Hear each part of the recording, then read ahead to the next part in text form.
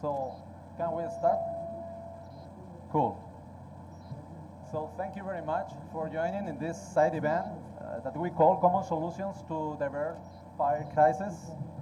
I'm Felix Romero. I'm the director of Fundación Biodiversidad of the Ministry for Ecological Transition and the Demographic Challenge of the Government of Spain. Good afternoon, everyone, and thank you for joining at this event at the COP30 here in Belém, in Brazil.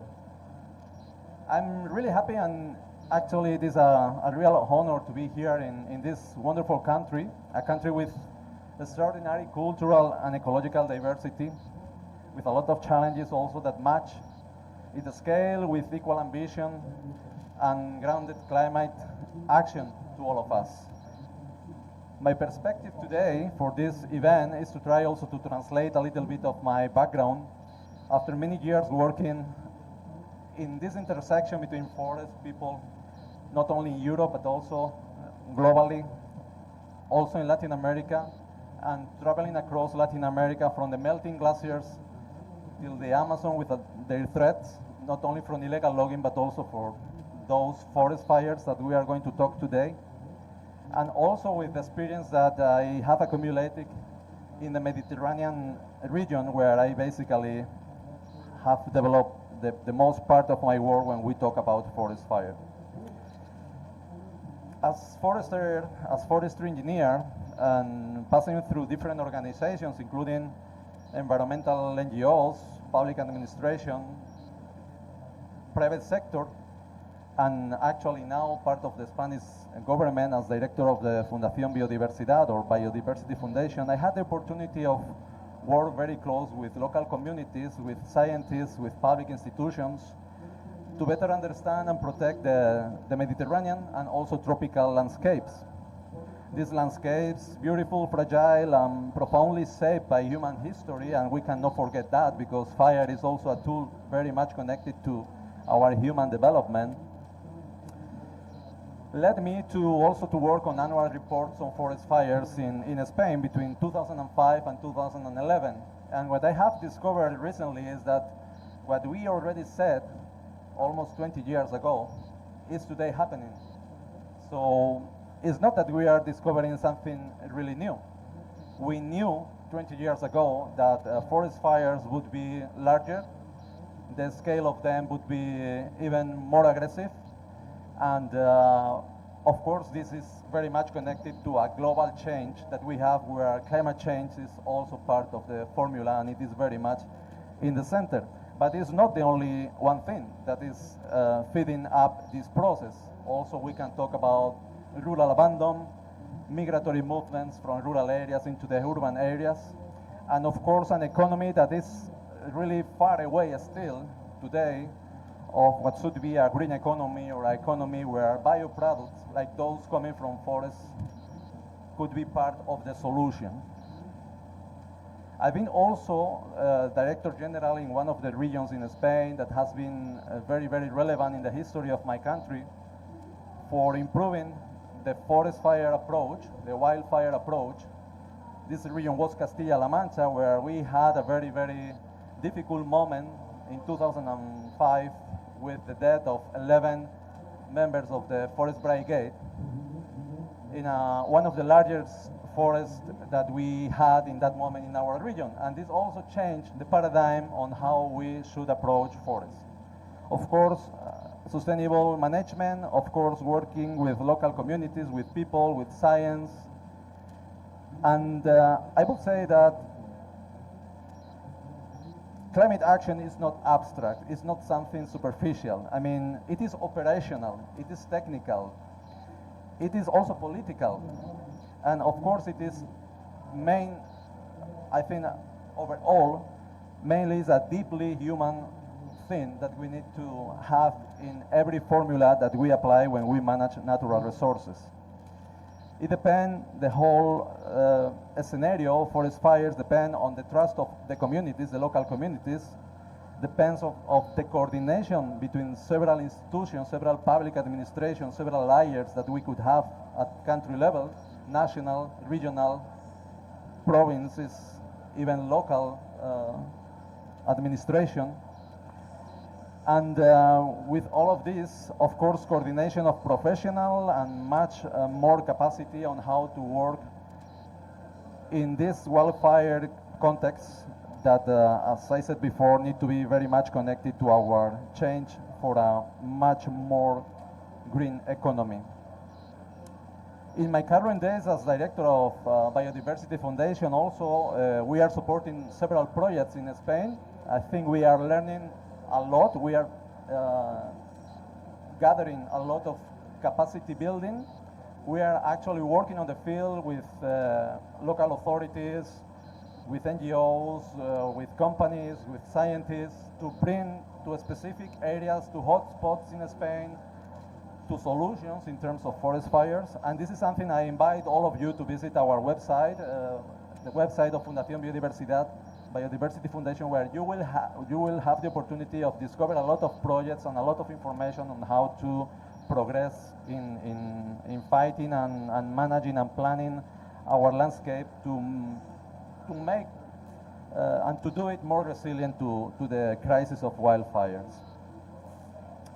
I also need to mention that working with scientists and in coordination with our Spanish Office on Climate Change, Oficina Española de Cambio Climático, we are also working with a scientific approach to identify which are the consequences of climate change in the double perspective of the role also of different ecosystems, but including also forests, in the double role of sinks and source of CO2 to the atmosphere, and how also forests can be part of the solution in terms of adaptation and mitigation. I will stay here in this point as this COP30 invites us to move decisively from promises to implementation, and I believe our greatest opportunity lies in strengthening these territorial approaches to connect forests with their ecosystem services and the economy and the people. I hope that we can reflect together with you all panelists, friends today, on how to explore community models, solutions, inclusive governance, and long-term partnerships that can help us, to all of us in the whole countries where we are working. You have experience to provide solutions and support people who really care of forests because they live in the forest areas and they need to put this problem in the center of their life and their economy. Having said this, I think we will start. I will now move into the chair with all of you, and we'll start with Dr. Erika Berenguer with the first question, but first of all, I'm going to present all of you from here. We have as panelists four really impressive CVs with me. First, Dr. Erika Berenguer. She is a Senior Research Associate of University of Oxford and Lancaster University in the UK. Thank you very much for joining us. With us also Dr. Raphael Moraes from the IPE, Institute of Ecological Research and University College London, Department of Anthropology, also from Brazil and very much connected to the UK, I think. With us also is Elsa Velasco from FIAP, from the Spanish Agency for International Development and Cooperation. And she is the program coordinator with working with the Spanish government in providing solutions in the scenario of international cooperation. And finally with us also Dr. Friedrich Bonn from Helmholtz Center for Environmental Research in Germany. I'm sorry for my German, even though working for German institutions for many years, German was also my subject that never passed. So thank you very much all for joining us, and I'm going to start with Erika Berenguer, and the first question I'm going to put from here, and then I go to the chair. I would like to ask you, Erika, what are some of the trends and data that you can really share with us on the changing fire regimes in this region, in the Amazon?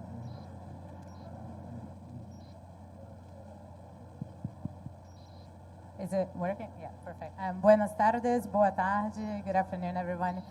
Thank you for your question. And it's really interesting to be talking about Amazonian forest fires in the context of the Spanish pavilion, because as opposed to Mediterranean forests, the Amazon has not co-evolved with fires. So fires here, it's a rainforest, so it's too humid to close the fire triangle. We should not have fires in this forest. But as the years have passed, as climate change has intensified, the fuel on the ground has become so dry that fires are able to propagate underneath the canopy. Because fires have been used in the Amazon for centuries in subsistence agriculture, and more recently for other uses.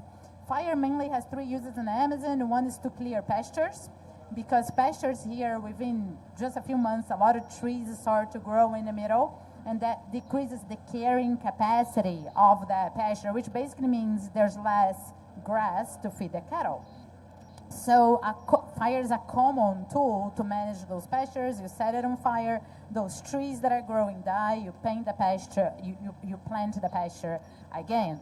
Another use is in deforestation. So after the bulldozers come down and bring the forest to the floor, the forest doesn't immediately disappear. It stays drying under the sun, which you all have experienced, the Amazonian sun, and can dry things pretty quickly. And then after a few weeks or months into the dry season, that area is light on fire, and literally the forest that was down goes into smoke. Bear in mind that 75% of Brazilian emissions are due to deforestation in the Amazon, our leading cause of CO2 emissions. And the third use of fires in the Amazon is what I mentioned, subsistence agriculture. And for centuries, as I said, traditional populations use this in their slash and burn activities to plant manioc, so it's an essential tool for food security. However, with climate change, the field drying, as I said, the fire that before used to hit the forest and die out because it's too humid, now it's able to consume the leaf litter and propagate underneath the canopy. And that's what we've been measuring for the past 20 years here in the Amazon. And just to give you an example, in 2015, it was a year of El Nino, and during El Nino, the Amazon becomes severely dry. There's less moisture coming from the Atlantic into the forest, so there's less rain, and therefore the forest becomes drier. And what we saw in the region where I work, which is a couple rivers to the west, and in the Tapajós Basin, it's an area of about 6.5 million hectares, or 6.5 million football fields, and 1 million hectares of forest burn in that year. And bear in mind, it's a forest that did not co-evolve with fires. These fires are not naturally occurring. They escape from other areas. And this massive fire led to the mortality, what we estimate, of about 2.5 billion trees. I'm going to say it again because I know it's a number that's a bit large, but it's 2.5 billion trees that die as a consequence of those forest fires in 2015 in one region of the Amazon that is about equivalent of 1% of the whole Amazon basin. And that region is representative of many others in the basin in 2015 that had large-scale forest fires. And we transform that into our emissions because most of the carbon stocks in the Amazon are in the trunks of the trees, and that led to emissions of 451 teragrams of CO2, which would make in that same year that small region of the Amazon a greater polluter than countries like Spain, Italy, or even the UK. It would be the 13th largest climate polluter in the world in 2015. Now, what we are looking right now, so that is 2015, 2023, again, massive drought in the Amazon because of another El Nino, and then 2024, another big drought. And we decided to look at a different type of forest. We decided to look at flooded forests, which again have not co-evolved with fires in the Amazon. These fires are not natural, like I just said. And those forests spend part of the year submerged, underwater. So it's not something that we'd imagine that could burn, but they did burn. So when you look at the total area in 2024 alone of flooded forests in the Brazilian Amazon that burn is about 800,000 hectares, or 800,000 football fields. And that area is larger than the total area deforested in the Brazilian Amazon in the same year, because deforestation figures are going down, was 580,000 hectares in 2024, and just the area of flooded forest that burned was 800,000. Again, we converted that to CO2 to figure out the emissions. And what we saw is that emissions arising just from the burning of those flooded forests would be 5 times greater than the fossil fuel emissions from a country like Kenya, which has 56 million inhabitants. So it's not a small country. And that shows the global impacts of those fires that don't naturally occur, shouldn't be occurring in the Amazon. So what we are seeing here is a fire crisis, different from the one that you are, it's still the same crisis, but different than the one in Spain, which are changing the intensity and frequency of fires. In the Amazon, the case is there should be no fires happening inside the forests. There should be fires happening for subsistence agriculture, but we have other uses, like I said, deforestation and pastures. Those fires go under, they lose control. They are not being controlled, escaping to the forest and leading to this globally impacting emissions of CO2. It's a bit of a stark scenario. Well, actually, it is impressive. When I was flying here to Belém, I tried to do some calculation on the forest fires in Spain, and I discovered, and of course I need to double check this, but just to give you an idea, that we in Spain this summer we got burned 350,000 hectares, and then I calculate well, how much has this forest has put in the atmosphere again, in comparison with the amount of carbon that the Spanish forests are annually sinking. And it was something like 30% of the annual absorbing capacity of the forest fires, which is something that when you put in context, you say, well, let's pay attention to the wildfire crisis. So that's incredible. Rafael, you are working in the Pantanal, which is one of the really hot spots of biodiversity of this region. And I never been there, but I think I always heard about the Pantanal. I would like to put you, well, the question and introducing, maybe to introduce us, which is happening there in the Pantanal. You mentioned me before that forest fires in the Pantanal is something recent. It's not historically like a large crisis. Yeah, what is happening there? Thanks.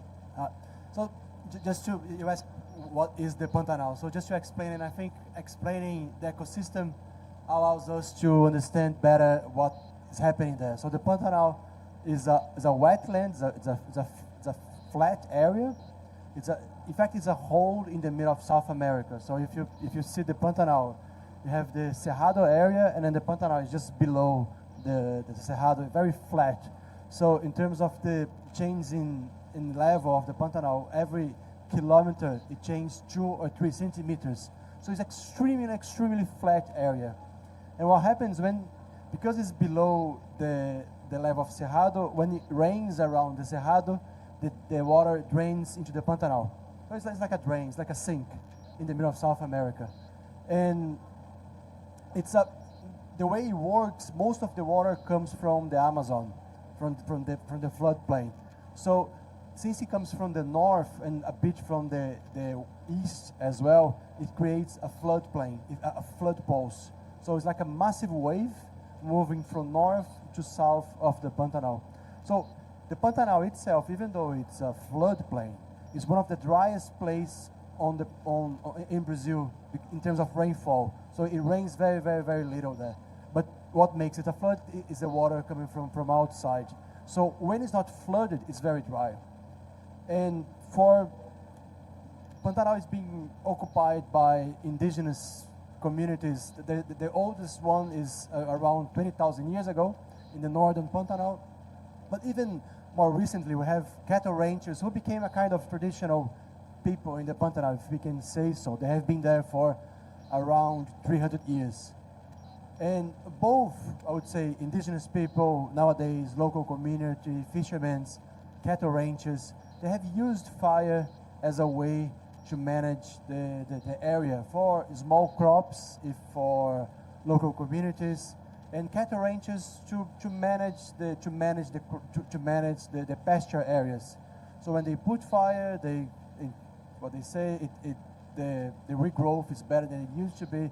So things they use the fire. They have always used fire as part of the traditional management.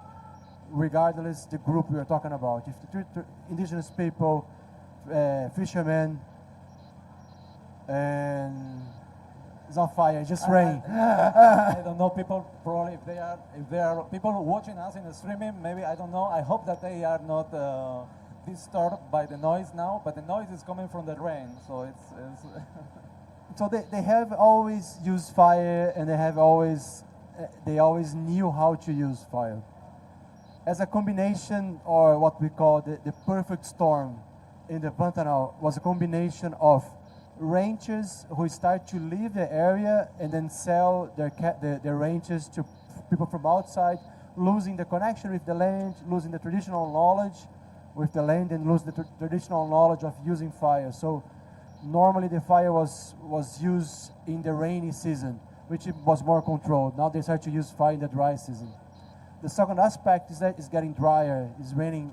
There was a cycle of flood periods in the Pantanal in which the flood was smaller than used to be in the past. So have like, if you look at a long cycle, it's a normal change, but in the last 30 years, the quantity of water coming into the Pantanal has reduced.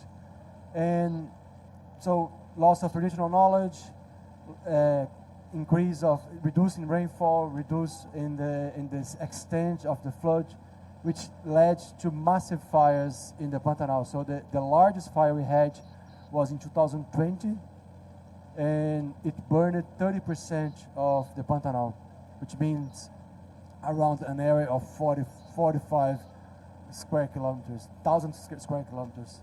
So it's a massive area. We counted the number of animals. It was the worst job I did in my life. It was just awful, but important nonetheless. We counted at least 17 million vertebrates were killed. And we only count vertebrates because we could see and count. But if you think about insects, this would be 10 times higher than that.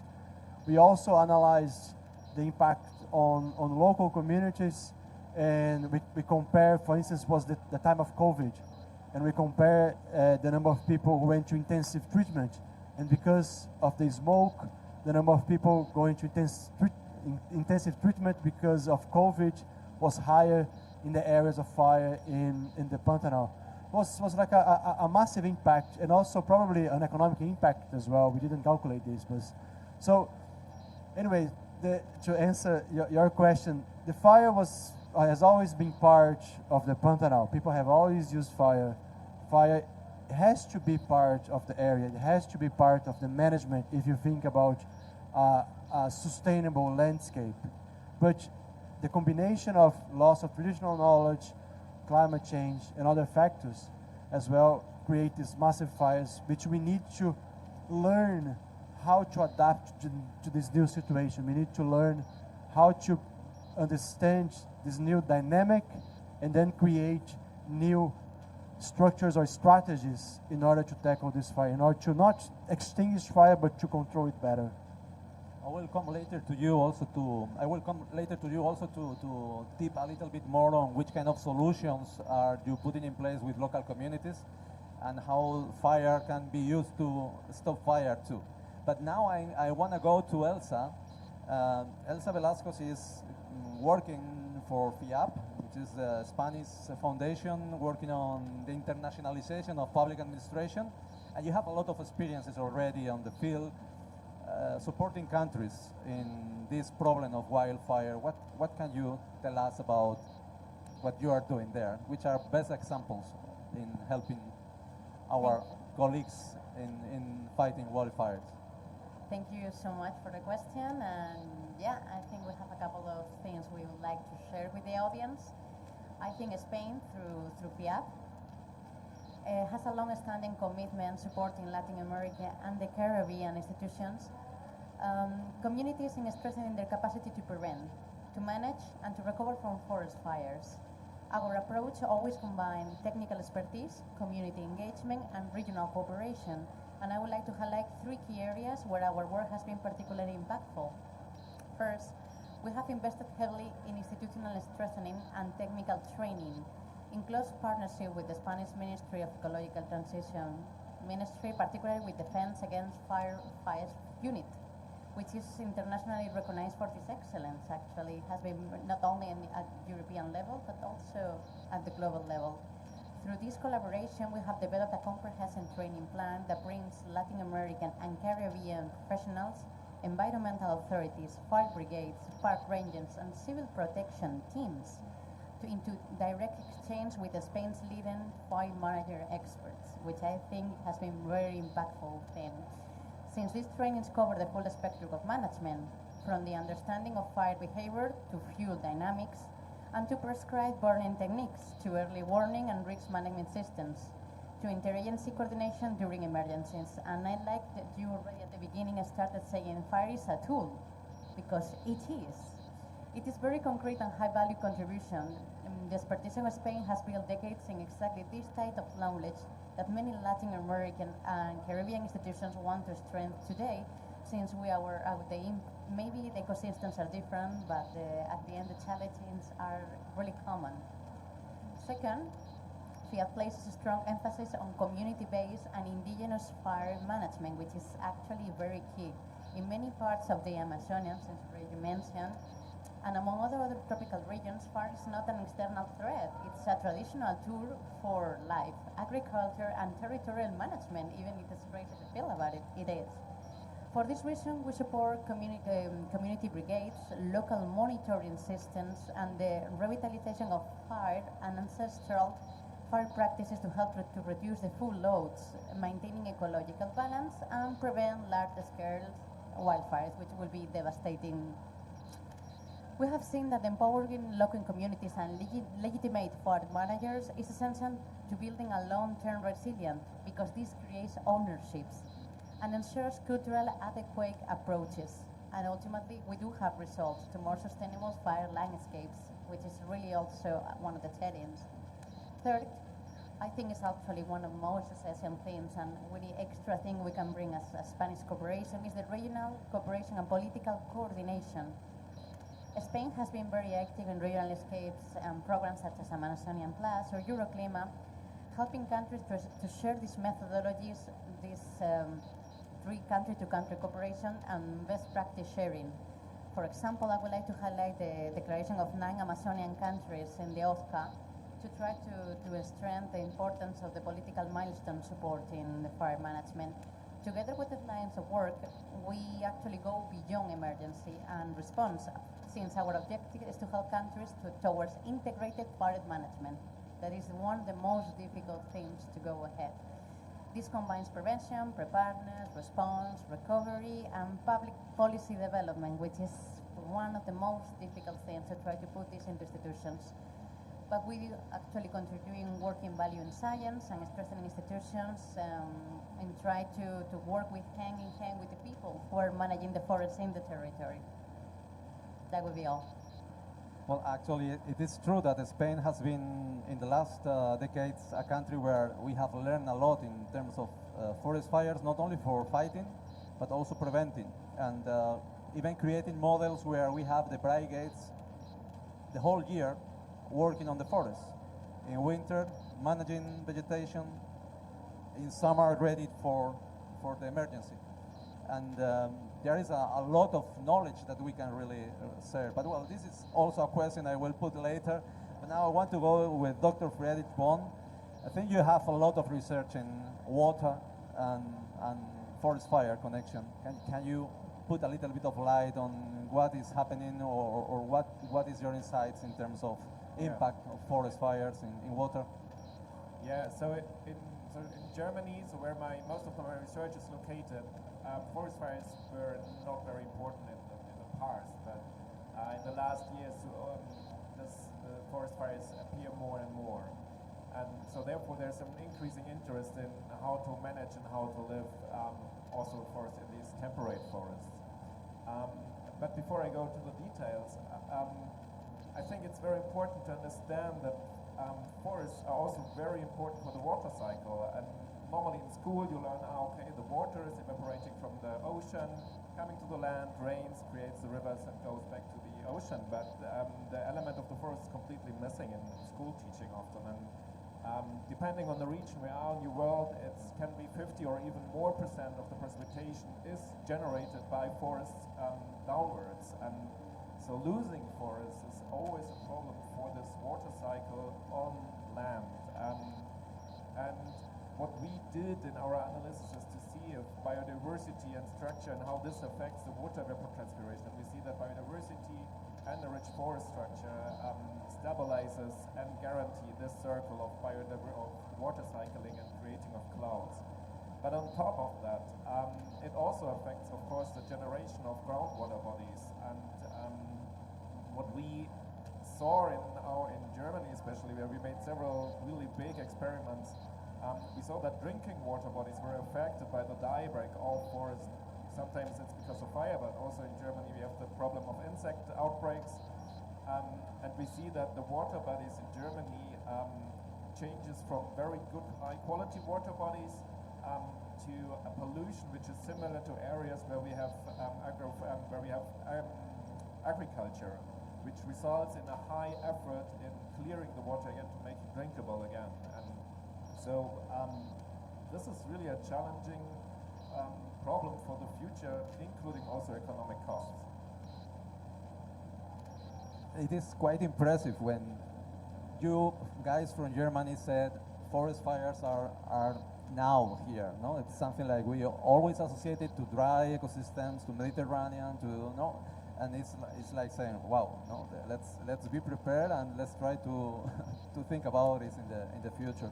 And of course, water is something that we have now again here, and we need to take care of it and also to put in value, because it is one of these key ecosystem services that of course could help in a bioeconomy model to really pay attention to what's happening with the forest and to bring economy to a much better sustainable management, creating an economy really based in the forest.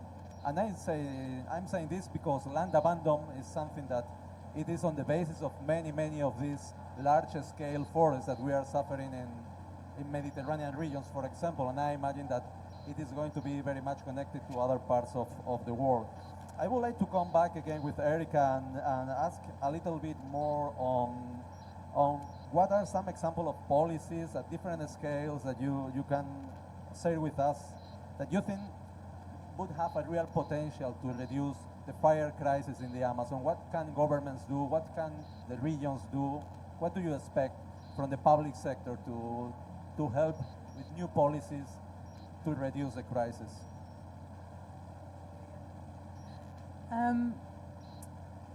That's an interesting question, because there's different levels of public policies, right? So there are public policies in Brazil at the federal level, but also the state, municipal level. But there are also what other countries can do, and that's where I'm going to start. So first of all, to decrease the fire crisis in the Amazon, we must reduce greenhouse gas emissions. We must cut fossil fuel emissions, because without that, we are going to continue accelerating the climate crisis, which makes the field drier and therefore the forest more prone to catch on fire, even though they are fire-sensitive ecosystems, even though they did not co-evolve with fires. So that's the first thing that we can do. It doesn't matter where we are. Now, in terms of Brazil, Brazil has recently approved the integrated fire management policy, which is very much in line what you guys talked about, and is a groundbreaking policy, because it stops seeing fire as necessarily negative, but fire as a tool in many communities, and how to integrate traditional uses of fires with the fire crisis, and what are the strategies for prevention and for combat, like Elsa was putting. So that new policy, which is context dependent as well, I find it really, really important for the Amazon, and is being incorporated into the management of different areas. But I would say that so far, in the case of the Amazon, you're going to bring the case of Pantanal, what we need to focus on prevention, which is very similar to what you just said about Spain. We hire fire brigades for 6 months, not for the whole year, and the focus is solely on combat. But when the fire gets into those forests, the battle is already lost. We need to avoid the fire getting in. You have kilometers and kilometers and kilometers of fire line, and the fire line, it's quite underwhelming for someone coming from Spain. The fire line is just 30 centimeters tall, the flames, because still it's so humid and the fire is quite small. But when you have hundreds or even dozens of kilometers of those in very remote regions, even if you have brigades, you're never going to have enough people or tools to be able to fight that. So prevention is really important, and a shift, a focus on prevention, I think it's key. Second, we need to decrease ignition sources. And ignition sources, I was talking about fires in deforested lands, fires in pasture, and those are key to be reduced. 96% of deforestation in the Brazilian Amazon is illegal. So when you talk about fire use and deforestation, it's already a crime. So it's not as even people are going to necessarily take care of that ignition source spreading to surrounding forests. So decreasing deforestation, which is something that we have seen in the past 3 years, is essential to decreasing the amount of ignition sources in the landscape, and therefore decreasing the chances of those fires getting in the forest. In pastures, there's quite a bunch of research looking into alternative uses of pasture management, alternative tools, for pasture management to avoid the use of fire. That's not my area of expertise, of course, as I work inside the forest, but that's essential to be more widespread for the rangers to be able to avoid using the fire, especially those ones that have the conditions, because fire is for free. So that's why people use it. It's so widespread.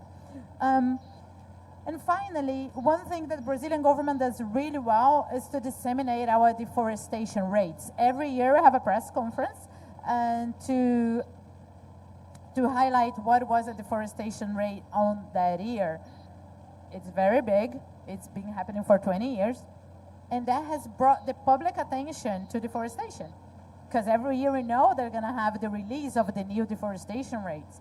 It's in the front page of every newspaper. What we don't do is to have the total forest area burned. We do calculate that in our space agency, which is the same that calculates the total deforested area.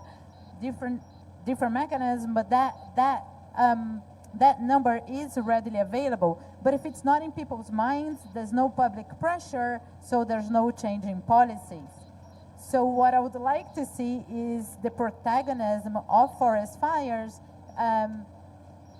by the government the same way that the protagonism is given to deforestation. I think that would be key to have more investments, especially in prevention, because as you guys all know, combat is what gets all attention because it's someone actively doing something, while someone digging a fire break is not necessarily as picturesque for funders as it is someone dressed in yellow in the front of the flames. So yes, prevention and protagonism to forest fires. Oh, wonderful. Rafael, in Pantanal area, so this is a social ecological system then. Which kind of lessons, which kind of tools, which kind of things do you think can we serve from that? And also if you have any specific vision on the ecological transformation of the vegetation in terms of flora and fauna, is also the fire. Yeah, because of the fire. Is there something that you can also put on the table from that perspective? The social cultural approach and also the ecological approach, because both elements are part of the crisis. So in terms of the I don't know much about ecology nowadays. Even though I'm a biologist, I'm part of anthropology for many years. So, pardon my ecology. But the Pantanal is made by fire and water. So everything is related to fire and water. The species we have, the landscapes we have, they are always made by water. So water and fire. If you have more fire, the species you're going to see in the Pantanal will change towards this side of the area. If you have more water, we'll change this. So it's a changing ecosystem, and every time will change. Every year you change, and then the vegetation changes as well. So this is as far as I can go in terms of ecology. But in terms of fire management, which I think it's an interesting question in the Pantanal. So after the fires of 2020, the fires in the Pantanal was in the news everywhere. Everyone knew that the Pantanal was burning. I remember I was working at IP and other NGOs. We got emails of people with ideas how they would save the Pantanal. They wanted to come to the Pantanal to save the Pantanal. And then even though it was important in terms of bringing the attention of the general public, bringing funding as well, a lot of funding came to the Pantanal after fires, this created a battle of narratives in the Pantanal. On the one hand, you had the general people blaming the rangers in the Pantanal who have been there for many years for the fires. And on the other hand, rangers saying, oh, have been here for many, many years, and it's not our fault. The fault is for the protected areas or something. So on the ground, nothing happened because those people who we should work with, they were really pissed off with the general public and with the NGOs. There was no way to work with them because it became a conflict. Everyone was blaming the rangers. We wanted to work with them, but they said, oh, you were blaming us. We're not coming here to work. So it became a dead end. There was no place, there was no way, even though it was important, this battle of narratives, it locked any kind of work. So something we started, so after that I went to work at UCL, and then we kept working with IP. We created a coalition of institutions called Pantanal Bridges, and which is between UCL, IP, Embrapa, and Smithsonian in the US, to think about the landscape. So fire is one of the issues among other issues. So we started to think about how we can protect the landscape, how we can support rangers to do what they've always done in the past, finding some kind of financial incentives, finding some kind of technical support if they need so, but help them to keep doing, work with them. Instead, just blame them, oh, you are the one who just destroyed the Pantanal. Let's sit together between science, which gave them a lot of confidence in terms of, oh, science is helping us, not just NGOs. And with NGOs, with the Embrapa, with the government in Brazil, and then together with them start to build rapport, trust, and after this trust, we can work with them. So I think by working at the landscape level, saying fire is one of the components, let's think about how we can support you. We start to do a certification process of the ranges, saying this is a sustainable range, or if it's not sustainable, how you can improve your range to become more sustainable, how you can manage your fire, how we can help you to better manage the landscape. So now we have 100 ranges who are part of the program, covering an area around, I think, 500 kilometers square, 1,000 kilometers square, I think that's it. Anyway, it's 500,000 hectares. But based on this, instead blaming people, let's sit together and then try to work at the landscape level. That's what we have been doing. That's interesting, and this sustainability approach through certification also, it's like focusing the people to one common goal, which makes everybody to be really focused on the way out, to the problem. That's really interesting.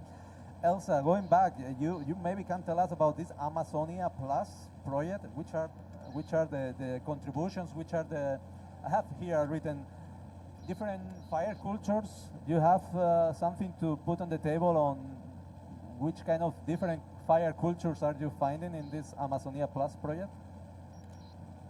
Yes, I will. Actually, the word fire culture, I think, is the thing is that is an ancestral fire as well, are going to be both of the things that are more interesting to discuss. I think the Amazonian basin is one of the most diverse and complex regions that we do have on Earth, and this diversity is clearly reflected on what we call the fire cultures. Fire is not an homogeneous phenomenon. We discussed this, Mediterranean, Germany, nothing to do.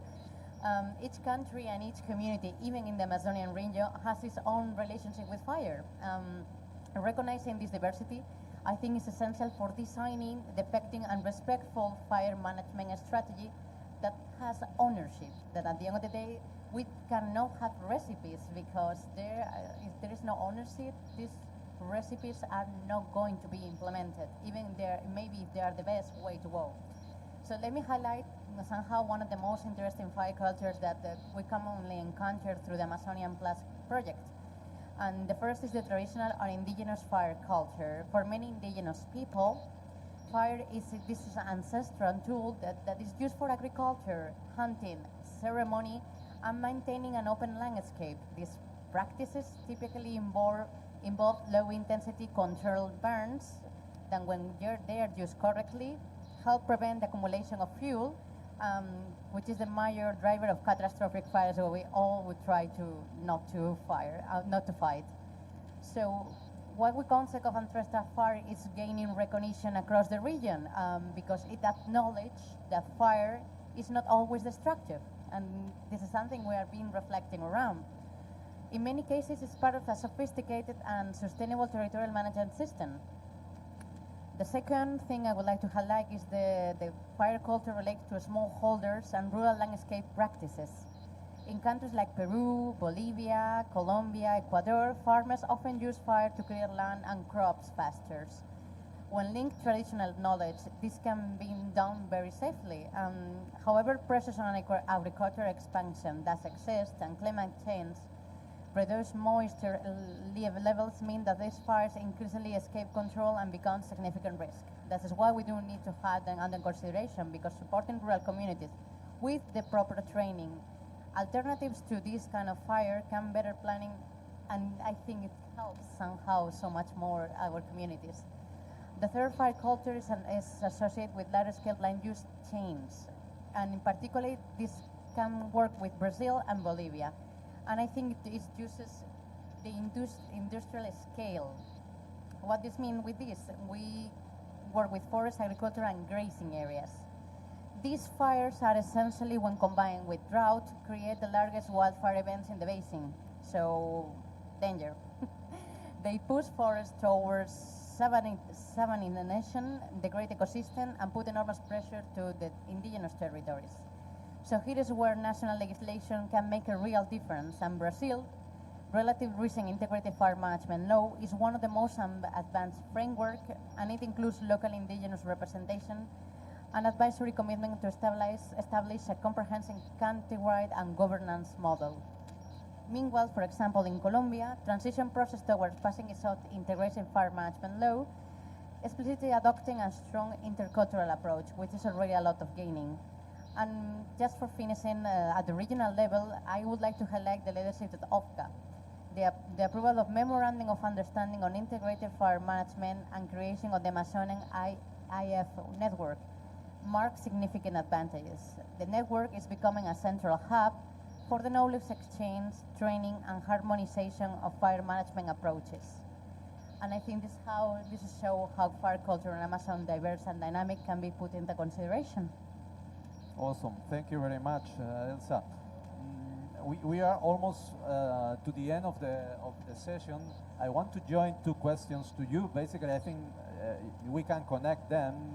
Dr. Friedrich Won, how have decision makers reacted to this changing situation of forest fires in the last 10 years in temperate areas like Germany? I would like to put this question, but also would like to put another one. Maybe you can connect both of them, or just to go in a row with them. It is, what is happening depending on climate change and wildfires, what is happening beyond water, what is happening with soil, what is happening, of course, with water availability, what is happening with the ecosystem, generally speaking, in temperate areas. Yeah, so one of the largest fire we had in Germany was a forest which was a monoculture consisting of Norway spruce, which has suffered under the drought. Then there were some bug beetle outbreaks, and then finally the fire can just burn it away. And it was for Germany, it was really an unknown experience that this is happening in our country.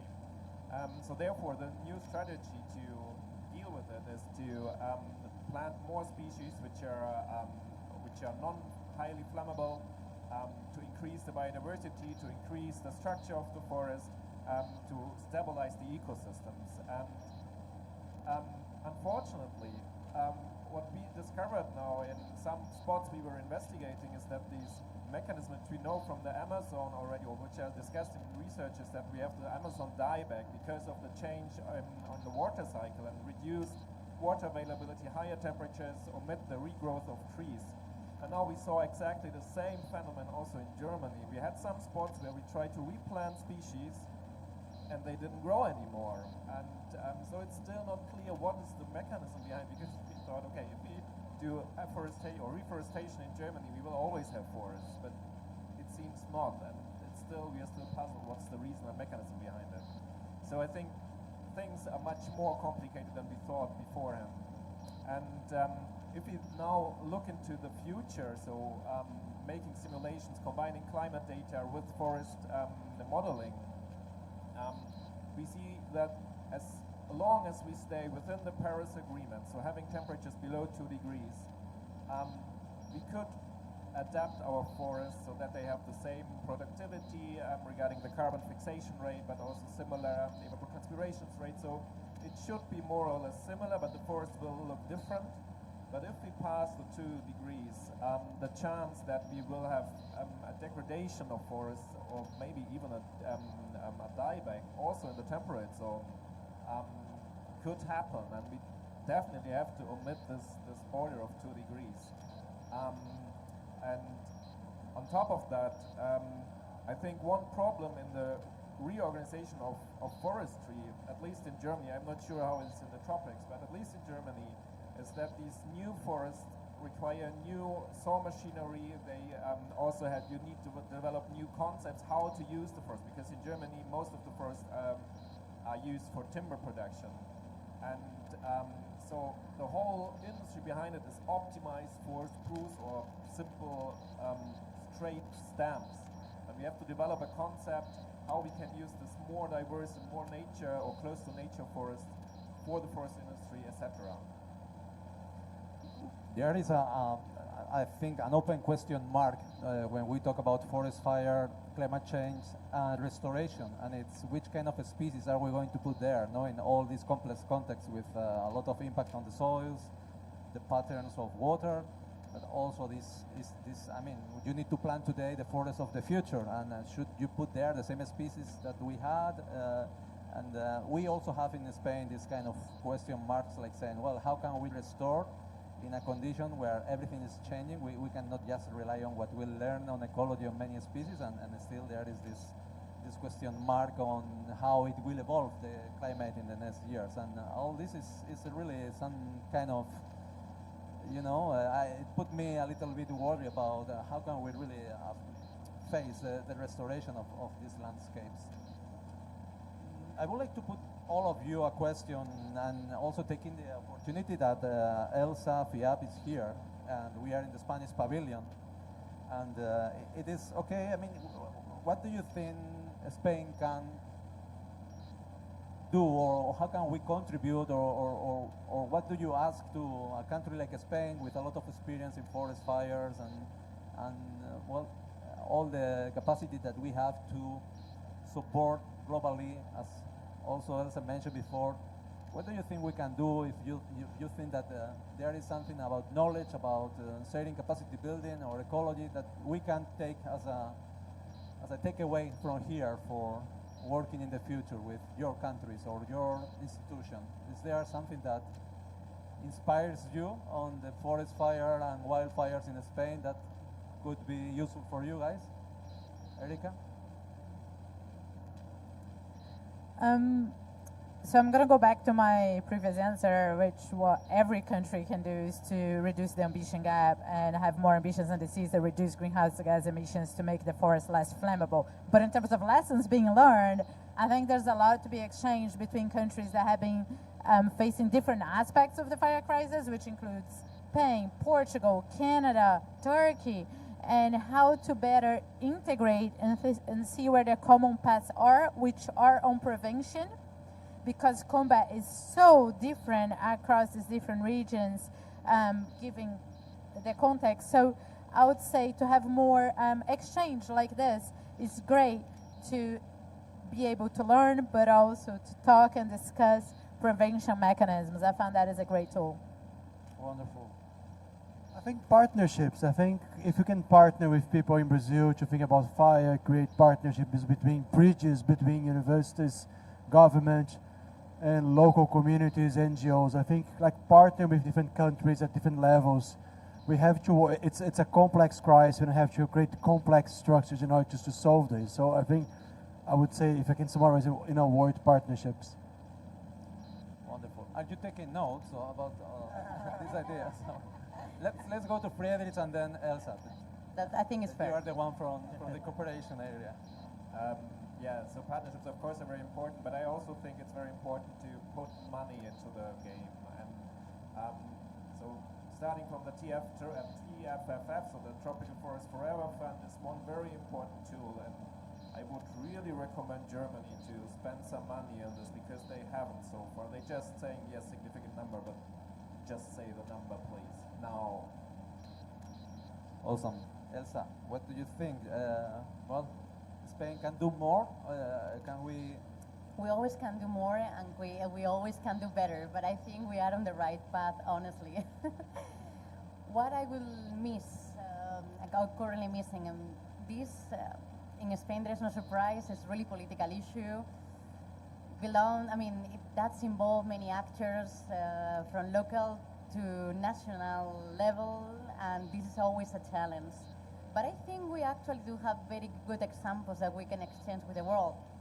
Of course, we need to focus on prevention, because once we do our job there, fighting the fire is easier.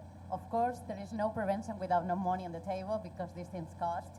But at the end of the day, I want to reflect that we do have excellent civil servants at all those levels working in that, but they are limited.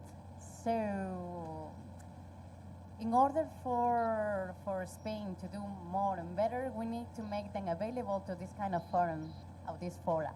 We need to make them available for this kind of projects, because the European Union is already funding amazing opportunities for the Amazon region and other regions, but sometimes our expertise is so limited in numbers, because also when there is a fire, literally they cannot leave the place. And it's really hard for us as FIAP that we do have this expertise. We know it is in the ministry or in the regional communities, to let them outside and try to do their best in other regions, and exactly with these no recipes, because I'm telling you, they really listen and they try to adapt. So we just need to make sure our civil servants can be out there. That's a good point. I would like to say that because this unprecedented, well, not unprecedented, because we already had years with a very dramatical numbers in terms of forest fires and hectares in Spain burned. I remember 1994 was more than 400,000 hectares. I think it was also 1998 with something like that. And this year 350,000 hectares, which is a very significant amount of burned area. But because this situation and the whole context of climate change, the Spanish government is today working on a national pact, a pact of the country, pact of the state, to put on the table elements and strategies to fight again the whole problems of the climate crisis. And there, hazards like forest fires, of course, floodings and others are in the center.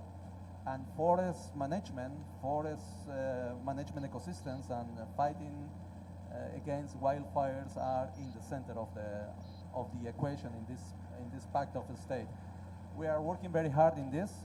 I think it is very relevant to see the president of the government of Spain in the Spanish TV talking about we need to rethink and change our management of forests in a way of moving faster and forward for a sustainable forest management, and to give more value to the forest, to give more relevance to the forest in the agenda. And I think this is absolutely something without any precedent in at least in our country, a president of the government saying this and talking about forest and forest ecosystem like key of the equation on climate change. Well, I think it is important to mention because the agenda, the forests in the agenda now are very, very high.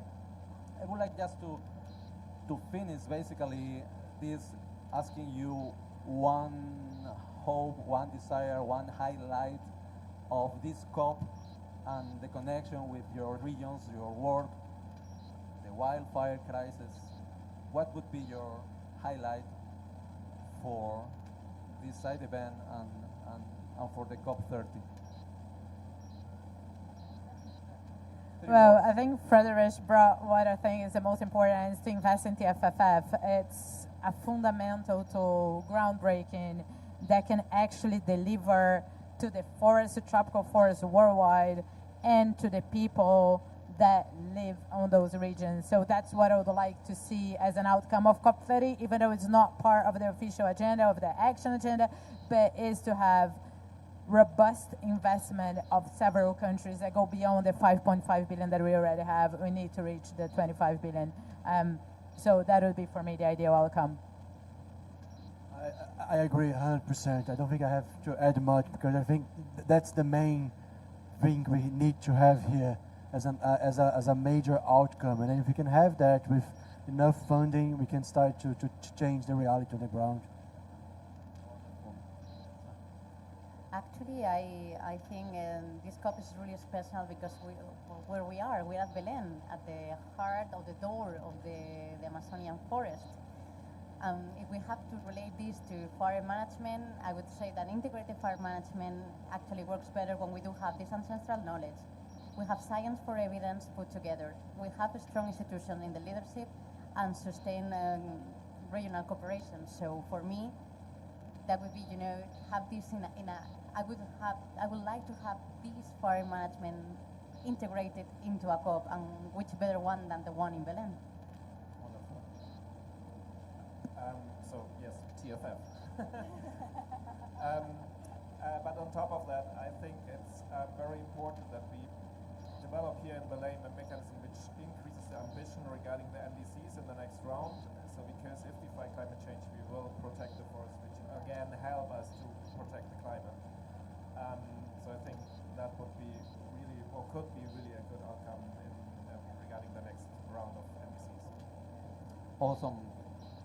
Dr. Erika Berenguer, Dr. Rafael Moraes, Elsa Velasco, Dr. Friedrich Bond, thank you very much for joining me, for joining the Spanish Pavilion for this side event. I really, really appreciate your contributions.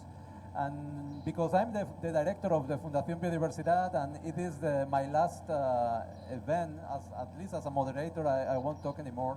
I would like especially thanks the team of Fundación Biodiversidad, who has been here for the 2 weeks, working very hard, in very hard conditions. I don't know if the people is listening the sound here in the pavilion, but we are not very much happy with the organizers, because they allocate us just with the machine of the air conditioning for the whole facility, and it is a really nightmare being here for 2 weeks. And I think the team, like Sergio, Eva, the rest of the technicians that has been supporting us, Alvaro, and with all of them, my team in Madrid that probably are watching us, I want to thank you all, always as professional as ever, and thank you all participants here and the people who is watching us in the streaming. Thank you very much.